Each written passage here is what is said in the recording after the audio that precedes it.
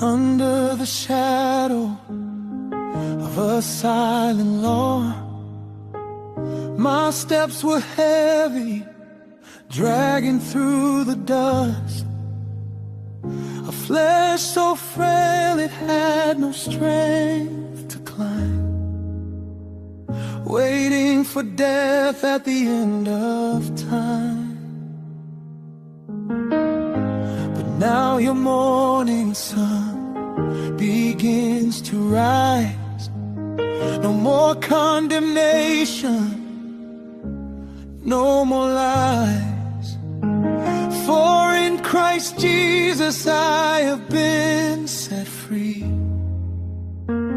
The chains of sin are broken off of me. The mind and flesh is enmity and war, but the mind of spirit is peace forevermore. I choose the path